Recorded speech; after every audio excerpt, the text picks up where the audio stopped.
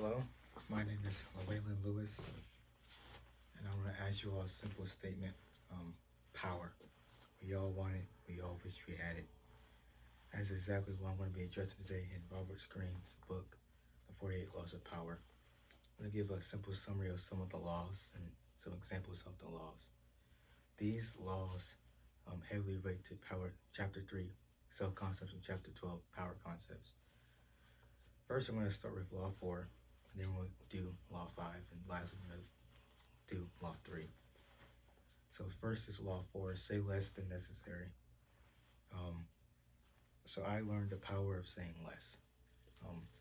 The more you say, the less power you have, right? The book gives an example of Garnius Marcius. He was a warrior who no one did not know at all. And so he was respected because no one didn't know him until he came on the political scene. He showed himself and started talking. He's very boastful and very proud, and he ended up losing respect, even losing power. And the moral of that story is simply this: an uncontrollable word is means an uncontrollable self. And so that transitions into the less you say, the more power you have. I call this the power of silence. Power of silence does two things. It makes people feel uncomfortable, and also it allows people who you don't even know so if you're silent, they end up revealing more about themselves to you.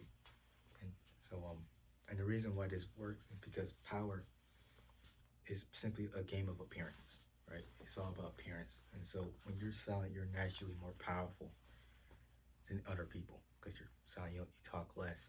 And also you are when you do speak, when you do say something, it's more profound, and you also look more mysterious before people.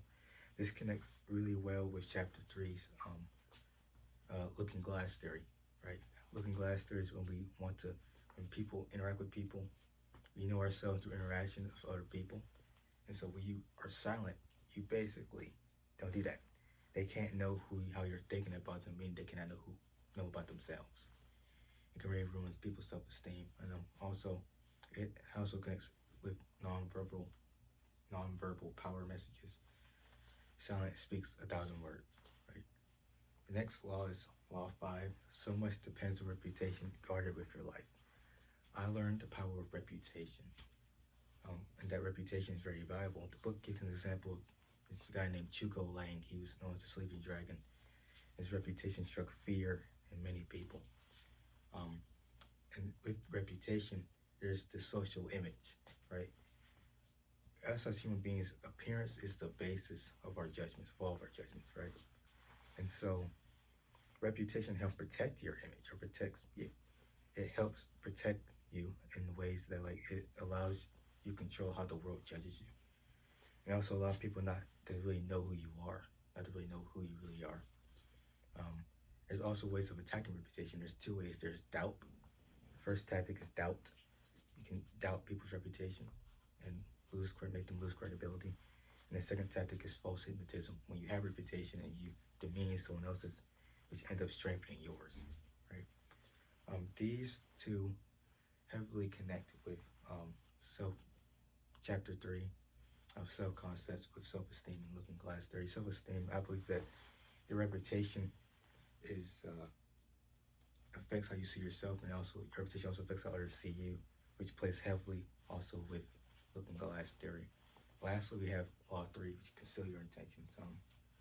I learned the power of concealing my intentions. So the first thing I call this the player theory. There's two things. There's seduction, which is where you make people get off your scent. And how you do that by giving them conflicting signals, right? Basically, you're playing with people's emotions, and people fall for it because they enjoy the thrill of it. That's what the book says. And the other thing is that you use deception.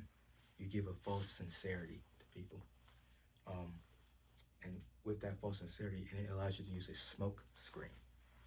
A smoke screen is fronts. So a front in communication theory is where you appear.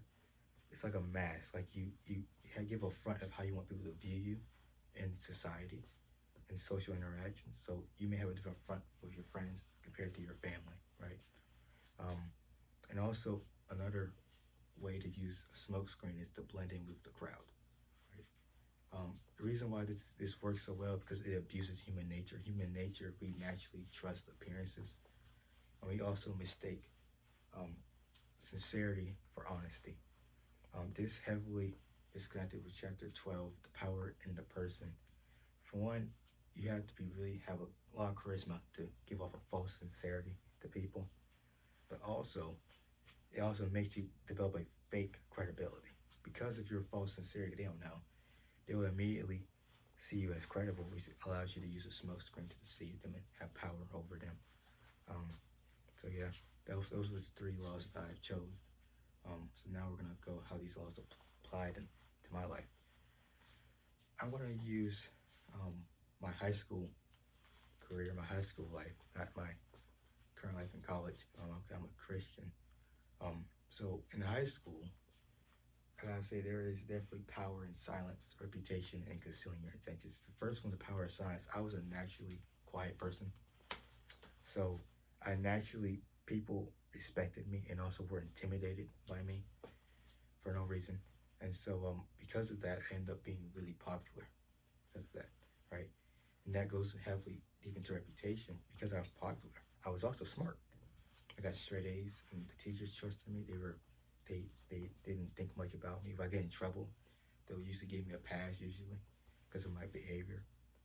And so it allowed me to get away with not a lot of things, but get away with some things. And so uh, which so during that time I was known as the smart quiet kid. Basically, that was my label. That's what people viewed me. And so then because I was quiet, I was able to conceal my intentions a lot. My baseball, they called me the deadly assassin. I'm always doing stuff, but they never know what I'm planning on doing. And then as for another thing I was an emotional trickster.